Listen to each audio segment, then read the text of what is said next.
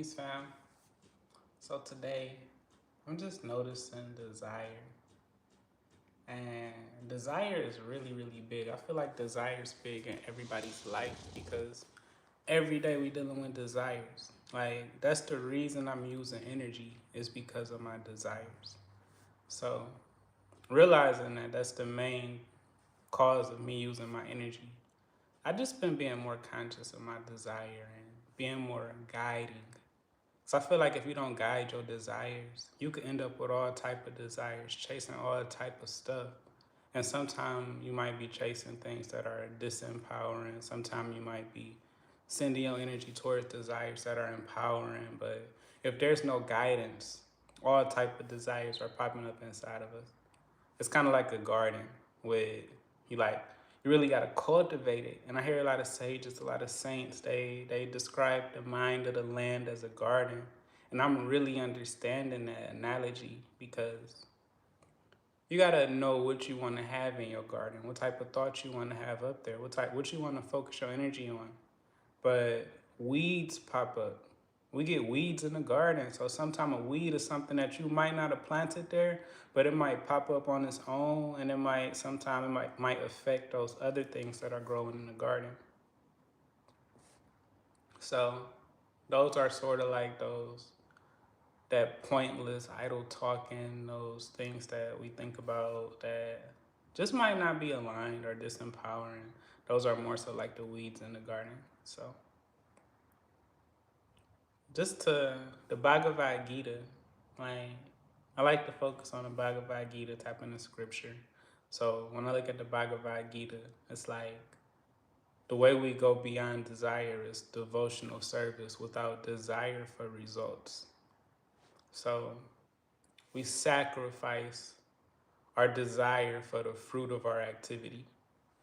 So like that's crazy because most activity is done because we doing it for the fruit of the activity. But being able to actually do an activity, but not do it for the fruits of it, but really doing it for the actual action, doing things for your energy. Everything we do, we not doing it for our energy within our body. The energy within our body is literally God's energy. Like where that energy come from. The source of all energy is literally the highest of all creation. So doing more things for the source of our energy and aligning our desires to energize us. I could I got so many different desires I could pick out every day of what I want to give my energy to. So actually having a conversation with myself, being realistic about which desires do I really want to serve. Cause I only got so much energy every day. And I like doing yoga. Like I put energy into yoga. Like the sages and the saints, they already gave us like a whole bunch of different things that we could do to energize us. I like yoga philosophy. A lot of the people I rock with are pretty much in yoga philosophy. I like Ram Dass. I like Yogananda. Sai Guru is cool. Who else? Hmm. Swami Prabhupada. So like everybody's saying to meditate, yo, to help clear your desires, help control your desires. Because if you don't control your desires, they control you all day long. Everything we doing. So taking a moment to just let everything go. Like whenever a thought comes up, just let it pass like a cloud in the sky. We don't have to entertain every single thought that we get. Every single thought that we get, we don't have to entertain it, go back and forth with it, give it our energy, contemplate on it. We want to know, like, when to let everything go and just be present.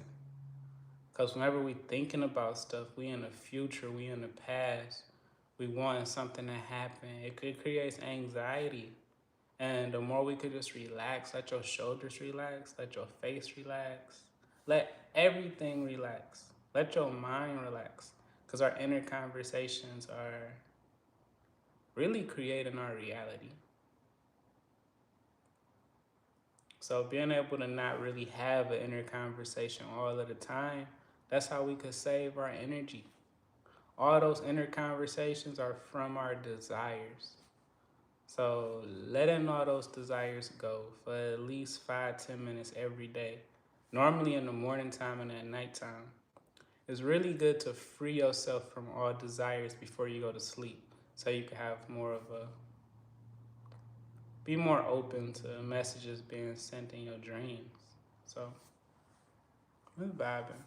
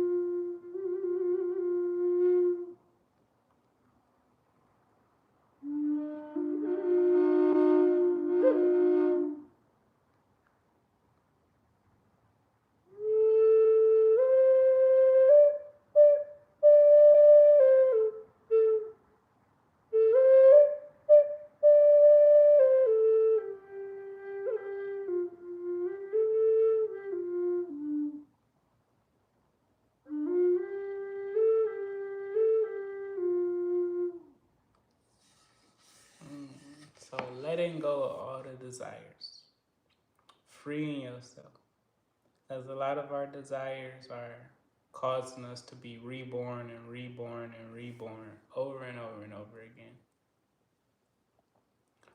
Because in yoga, they say our desires are the reason that we're born over and over again in the matrix, or Maya, or the world outside of us. It's like a rebirth and rebirth. And the main cause is our own desires.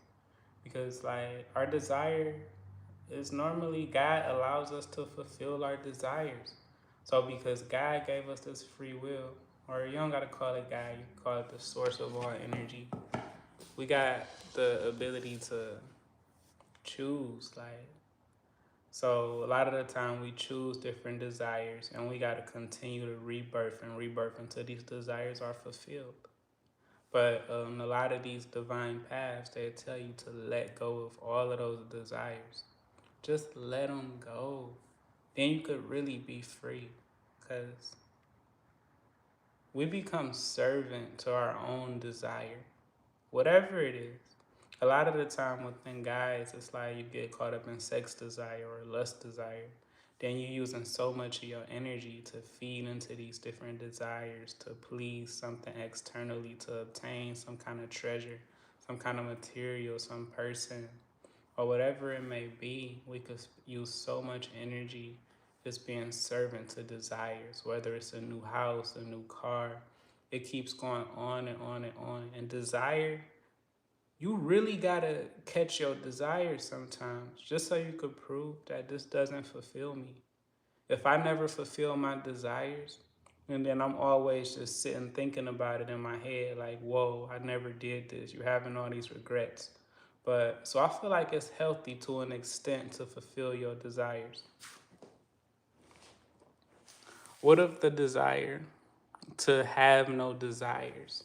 That's a thing too. I feel like in the Bhagavad Gita, it's like that's true. You have a desire to have no desires. But in yoga philosophy, it tells you that to do everything for Christ consciousness, or do everything for as devotional service, as bhakti yoga.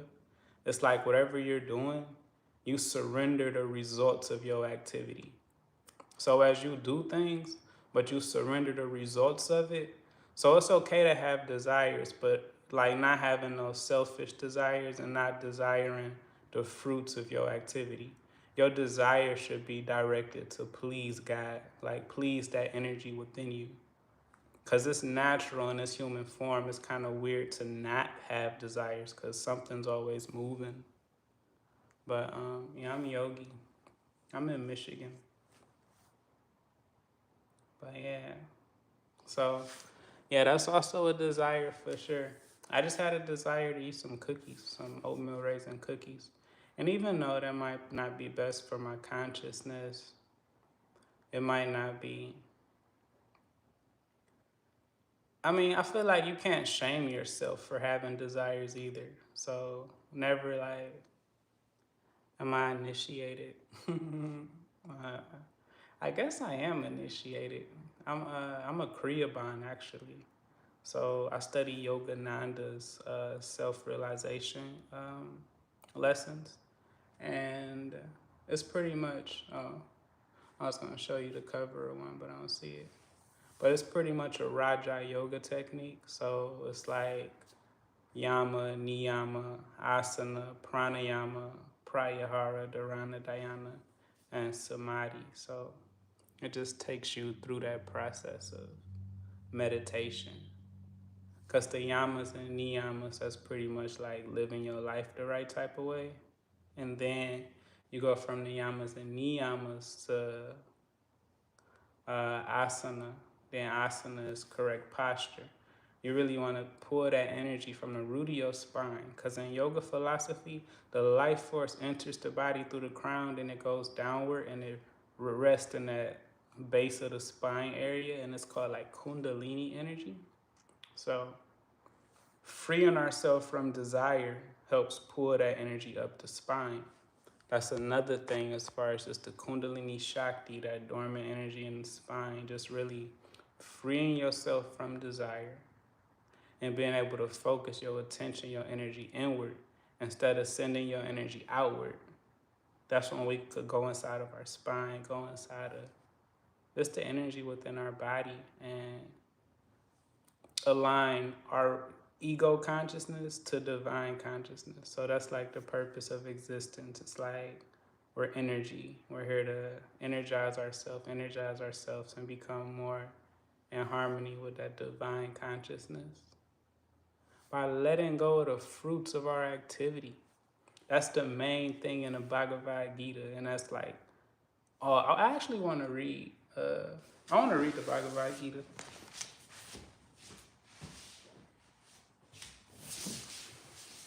Like chapter 18 literally explains everything. So chapter 18 in the Bhagavad Gita is so like, I like a lot of chapters in the Bhagavad Gita, but chapter 18 is like a conclusion, so it's kind of tapping on everything. And sometimes even myself, I'm on a self-realization journey. My aim in life is to tap into my highest energy. So this is my practice. I realized that nothing's gonna fulfill me. Like, I've had so many different desires, like, and I know at this point that if I keep catching these desires, if I get this girl and I get this amount of money and I keep catching my desires, it's never gonna fully fulfill me. Like, I'm always left still desiring after, like, whenever we get something, whenever we get whatever it is we're trying to get, when we get it, it's like the appreciation goes down. And as soon as we get our desire, we're no longer appreciating it like when we were chasing it. Like if somebody really, really wants to hit the lottery, you hit the lottery, you're not really desiring it no more. It starts to go down. It's not, once we catch our desires, it's like we realize that this doesn't fulfill me. We could create an inner feeling whenever we want to create an inner feeling just by relaxing our body, relaxing our face, relaxing desire. So that's what my meditation journey is like, going into just that relaxing, letting go. And then when you're done meditating, when you're tapping into life, it's about moving without desire for the fruits of your action. So chapter 18, Bhagavad Gita, chapter 18, the perfection of renunciation. Arjuna said, Almighty Armed One, I wish to understand the purpose of renunciation, Tyaga, and the renounced order of life, Sannyasa, O killer of the Kesi demon, Sri Kesa.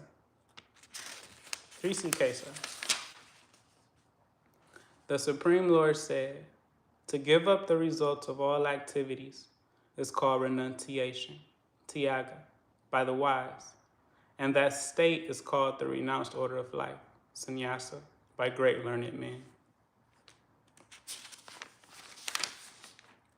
Some learned men declare that all kinds of fruitive activities should be given up, but there are yet other sages who maintain that acts of sacrifice, charity, and penance should never be abandoned.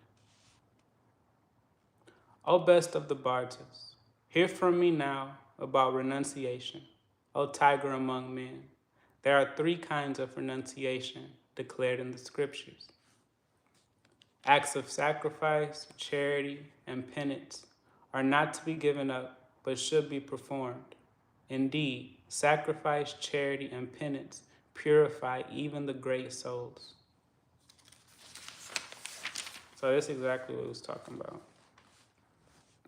All these activities should be performed without any expectation of result.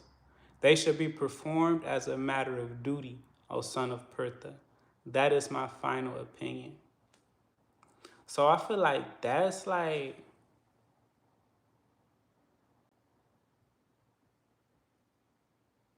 yeah, I feel like variety for sure. Like a lot of the time, people could get caught up living the same day over and over and over again. Like we gotta be sure to live a new day. Like living the same day over and over and over again. Like imagine going to the same job, seeing the same people, having this doing the same time, 9 to 5 o'clock, then doing this at basically the same pattern every day. I feel like that's for sure. I mean, you could love it. You definitely can love it. So I'm not gonna say nothing disempowering about it, cause it's cool. But being able to spice your day up, I feel like that's for sure necessary. And I noticed that you lose appreciation for things, as like you got to do everything in moderation, because we lose appreciation for things as far as the more we do it too. So, but I'm gonna get back to the scripture. I feel like I'm fulfilled, but I feel like it's not based off of anything external. So I'm also flowing in and out of this state of fulfillment. But I feel like once you fully in it and you just rooted there, you anchored there, that's when you fully in your self-realization, when you could know exactly how you desire to feel and just feel that right now without needing to know external stuff. All these external desires, it's not real. We could feel however we want to feel in this present moment by just closing your eyes and catching the feeling right now. Like that's how we could prove it. But being able to dwell in that, like, what does it feel like to be fulfilled? I feel like going there with it and knowing like what that feeling is. And if I know what that feeling is, can I create that feeling just right now inside of my body? But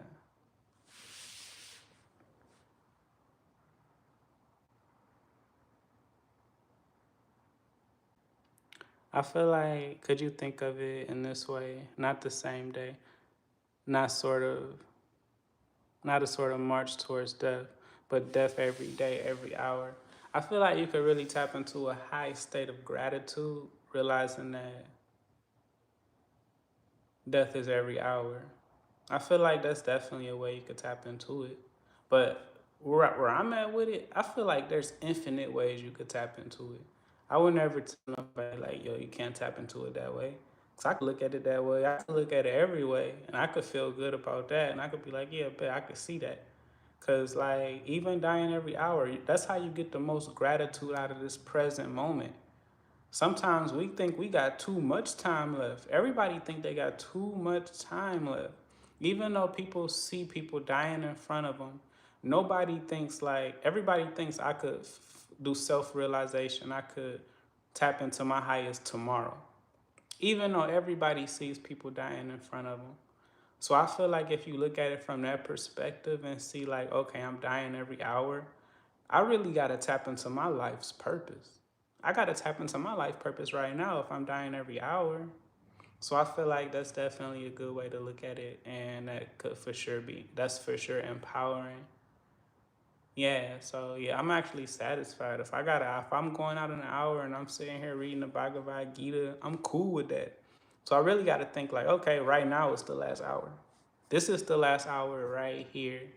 And even in like the scriptures, they tell you talking about these things, talking about the source of all energy. These are divine conversations that guide us to higher places. So back to the Bhagavad Gita. So all these activities should be performed without any expectation of results. They should be performed as a matter of duty, O son of Pertha. That is my final opinion. Prescribed duties should never be renounced. If, by illusion, one gives up his prescribed duties, such renunciation is said to be in the mode of ignorance.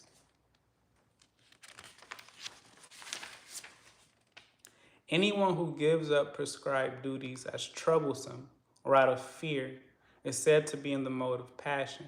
Such action never leads to the elevation of renunciation. But he who performs his prescribed duty only because it ought to be done and renounces all attachment to the fruits, his renunciation is in the nature of goodness, O Arjuna. So that's a practice. Doing something just because it ought to be done and renouncing all attachment to the fruit, like not doing stuff for no reason whatsoever and fully doing it because it ought to be done. That's the path that the Bhagavad Gita is telling us. Like, fully be present right now, doing what ought to be done, not worried about the future, not worried about nothing. Like, fully tapping into that. Purpose with the clear plan to execute it effectively. Yes, in the present moment. Executing our purpose in the present moment. I feel like our purpose is not about the future. It's not about something that we're doing tomorrow. The reason we have a purpose is so that I can know what I'm doing right now. Like, that's what a purpose is about. A purpose is not about the future. A purpose is about, okay, what am I doing today? And I got to align my present day with my purpose. So that's how I feel about purpose. But back to the Bhagavad Gita. Let me know if y'all got some questions or whatever. But these are the divine scriptures, the yoga scriptures. And it's a conversation between God and Arjuna. Arjuna is a warrior, so you get to understand Christ's consciousness. Realizing that you are the divine, the God that is speaking this, and this is your original consciousness that are saying like, or really just saying how it feels, saying what resonates. But he who performs his prescribed duty only because it ought to be done, and renounces all attachment to the fruit, his renunciation is of the nature of goodness. Those who are situated in the mode of goodness, who neither hate inauspicious work, nor are attached to auspicious work, have no doubts about work. That's an interesting line. I'm gonna read that one more time. So those who are situated in the mode of goodness, who neither hate inauspicious work nor are attached to auspicious work, have no doubts about work. So they give you purports on here too. But if y'all want to hear the purport is like the explanation from Swami Prabhupada. Just let me know to read the purport. It just goes more into detail about that divine line from a human perspective in a sense, but a self-realized human, but the writer, not necessarily the words of Krishna. I'm really just reading the words of Krishna in the conversation between Krishna and Arjuna. I'm not really going much into the purports right now. But this next text, text 11, it is indeed impossible for an embodied being to give up all activities. Therefore, it is said that he who renounces the fruits of action is one who is truly renounced.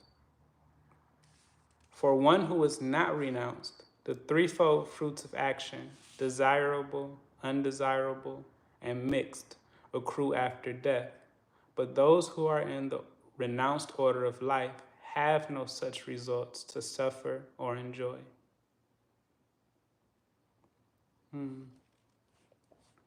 So letting go of our desires. Those desires, they cause us to be reborn and reborn and reborn. So letting them go, freeing yourself. As long as we got so many desires, we're binded to something. And if we could let go of all these desires, we could truly be free.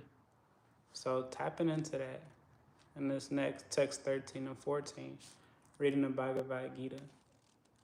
So, O mighty armed Arjuna, learn from me of the 5 factors which bring about the accomplishment of all action. These are declared in Sankhya philosophy to be the place of action, the performer, the senses, the endeavor, and ultimately the supersoul. Whatever right or wrong action a man performs by body, mind, or speech is caused by these 5 factors. Therefore, one who thinks himself the only doer, not considering the 5 factors, is certainly not very intelligent and cannot see things as they are. One who is not motivated by false ego, whose intelligence is not entangled, though he kills men in this world, is not the slayer, nor is he bound by his actions. Knowledge, the object of knowledge, and the knower are the 3 factors which motivate action. The senses, the work, and the doer comprise the threefold basis of action. That's kind of deep. I feel like that's pretty deep, but I'm going to keep going. In accordance with the 3 modes of material nature, there are 3 kinds of knowledge, action, and performers of action. Listen as I describe them. That knowledge, by which one undivided spiritual nature is seen in all existences, undivided in the divided, is knowledge in the mode of goodness. That knowledge, by which a different type of living entity is seen to be dwelling in different bodies, is knowledge in the mode of passion. And that knowledge, by which one is attached to one kind of work as the all in all, without knowledge of the truth, and which is very meager, is said to be in the mode of darkness.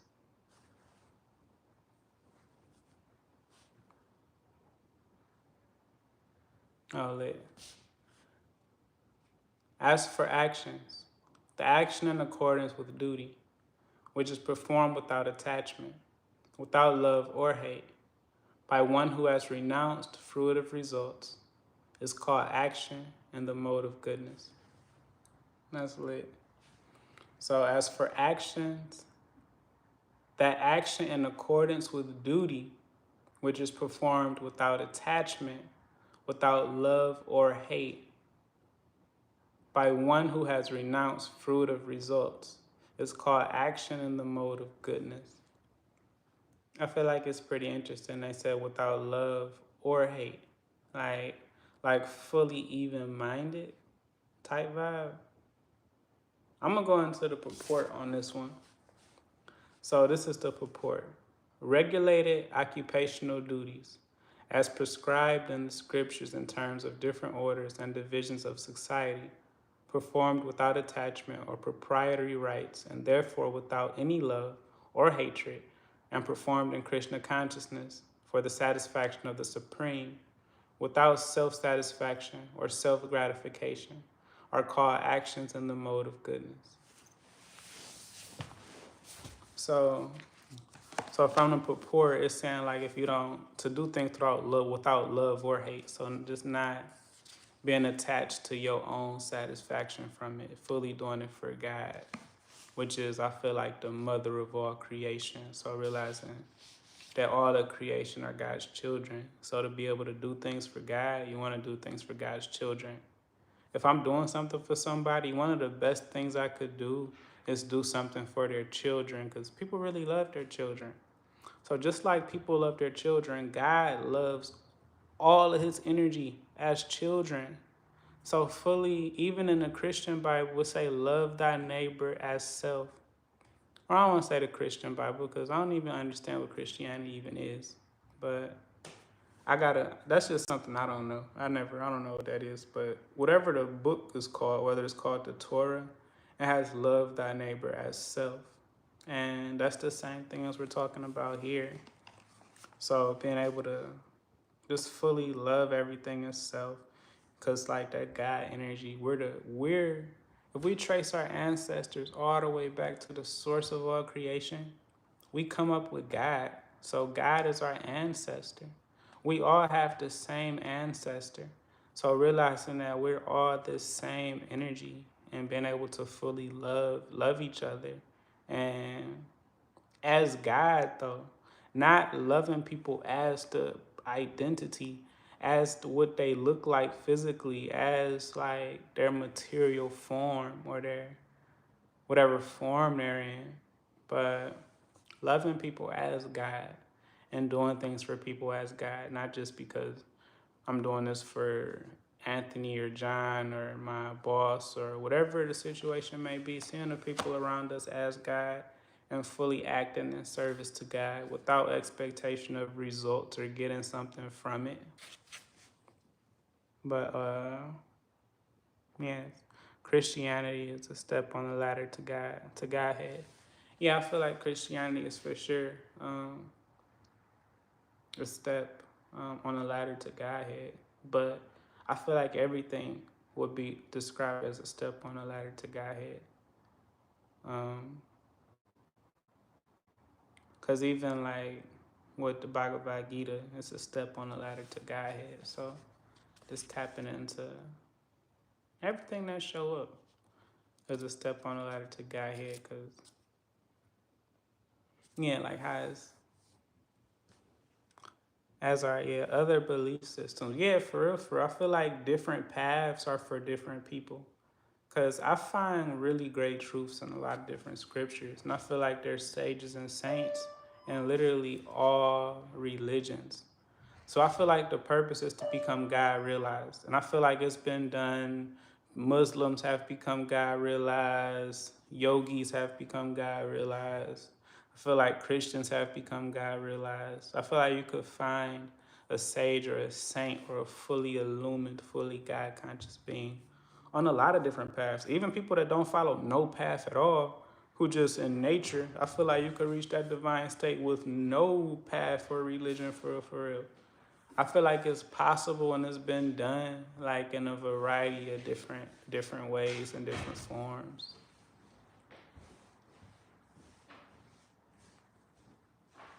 Yeah, everybody follows. So seeing each as gods or God in each other. So seeing each as gods or seeing God in each other, I feel like everything's in a sense. So I feel like I could answer that question, but everything is in a sense. I feel like Krishna just means the source of all energy, the root, the infinite, I feel like Krishna is a name that I feel like it has a lot of energy attached to Krishna, and Krishna could really like elevate you. And I believe in the Hare Krishna mantra, the Hare Krishna, Krishna Krishna, Hare Hare, Hare Rama, Rama Rama, Hare Hare. I believe just chanting those high vibrational things, because that literally means the energy of God. Like I was looking at a Swami Prabhupada lecture the other day, and he was saying like the meaning of Hare Krishna. It has a lot of different meanings. Has infinite meanings. So one of the meanings of Hare Krishna is Hare is the energy of God, and Krishna is God. So even if you focusing on the law of attraction, if you more so into the law of attraction, Neville Goddard, and all of that stuff, it's you become what you think about. You become what you think about. You attract what you're thinking about. So if you're chanting this Hare Krishna mantra, and what that means is the energy of God, God's energy, you're becoming what you think about. So I really love the Prabhupada movement. Also really love Yogananda, the Yogananda movement of self-realization and Kriya Yoga. So I come across people on Swami on the Krishna conscious movement or Swami Prabhupada. And I've also actually I haven't come across any. Well, I've come across people on the Krishna consciousness movement, and they'll tell you like this is the best path, this is the highest path, and I don't think, I feel like that's good for them to believe that my path is the highest path. Whoever believes my path is the highest path, I feel you got to have full faith in the path that you're on. So, but also some people will say like your path is wrong because you're on this path. I haven't really gone into Sadhguru's path. Sadhguru seems like he says a lot of cool things. I love a lot of the truths that Sadhguru shares, but I haven't gone into Sadhguru's meditation technique. Because Sadhguru also has a meditation technique, and Sadhguru actually does Kriya Yoga as well. He has a meditation technique called Kriya Yoga. I study self-realization yoga, Nanda's Kriya Yoga meditation. So I've never looked into Sadhguru, so I can't compare and contrast or say I like Sadhgurus. But Sadhguru, I haven't really disagreed with anything I've heard Sadhguru say. So I feel he may be a true sage, saint, guru, whatever it may be. But I haven't chosen his particular path, so I would have to meet a self-realized being that's actually experienced that Sadhguru practice. But it takes one to know one, so I gotta be self-realized to even know a self-realized being. So I gotta trust my path to the finish. But and in the Bhakti Yoga and the Swami Prabhupada, they tell you the way to God is chanting Hare Krishna, devotional service. So it's not even really about the whole meditation technique or the process or anything. You just chant Hare Krishna. But back to the Bhagavad Gita. I'll make it through chapter 18. And that knowledge which one is attached to one kind of work as the all in all, without knowledge of the truth, which is very meager, is said to be in the mode of darkness. As for the actions, that action in accordance with duty, which is performed without attachment, without love or hate, by one who has renounced fruitive results, is called action in the mode of goodness. But action performed with great effort by one seeking to gratify his desires, and which is enacted from a sense of false ego, is called action in the mode of passion. So we don't want to be in action in the mode of passion. And that action performed in ignorance and delusion, without consideration of future bondage or consequences, which inflicts injury and is impractical, is said to be action in the mode of ignorance. The worker who is free from all material attachments and false ego, who is enthusiastic and resolute, and who is indifferent to success or failure, is a worker in the mode of goodness. So that's the thing right there, working and being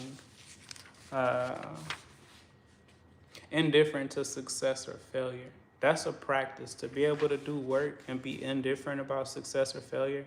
That's what this scripture is telling us. Like whenever you're working, don't worry about succeeding or failing. Whenever we working, we're not worried about success or failure. And that's how we do the highest quality of work. So, but that worker who is attached to the fruits of his labor and who passionately wants to enjoy them, who is greedy, envious, and impure, and moved by happiness and distress, is a worker in the mode of passion.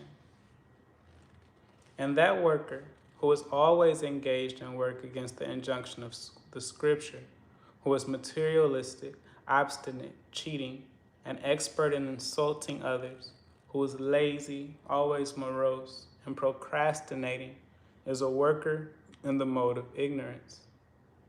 Now, O winner of wealth, please listen as I tell you in detail of the three kinds of understanding and determination according to the three modes of nature.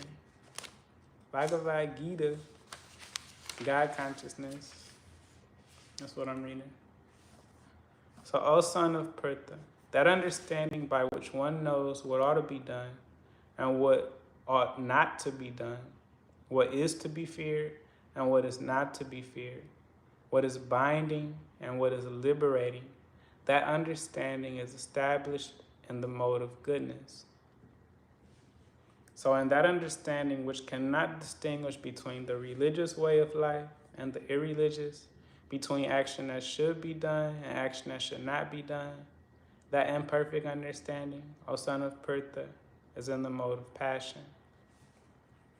That understanding which considers irreligion to be religion and religion to be irreligion under the spell of illusion and darkness, and strives always in the wrong direction, O Partha, is in the mode of ignorance. O son of Pertha, that determination which is unbreakable, which is sustained with steadfastness by yoga practice, and thus controls the mind, life, and the acts of the senses, is in the mode of goodness. And that determination by which one holds fast to fruitive results in religion, economic development, and sense gratification is of the nature of passion, O Arjuna. And that determination, which cannot go beyond dreaming, fearfulness, lamentation, moroseness, and illusion, such unintelligent determination is in the mode of darkness.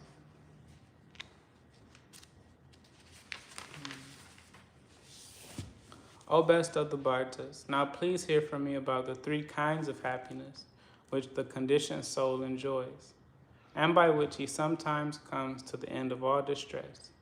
That which in the beginning may be just like poison, but at the end is just like nectar, and which awakens one to self-realization, is said to be happiness in the mode of goodness. That happiness which is derived from contact of the senses with their objects, and which appears like nectar at first, but at the end is said to be of the nature of passion.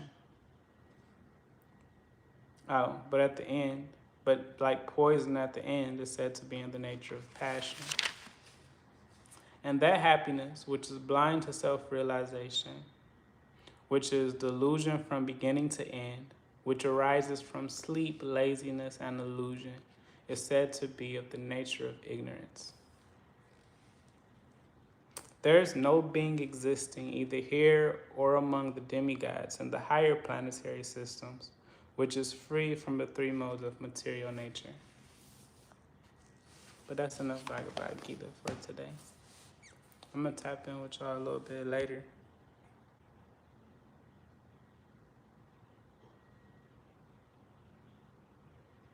All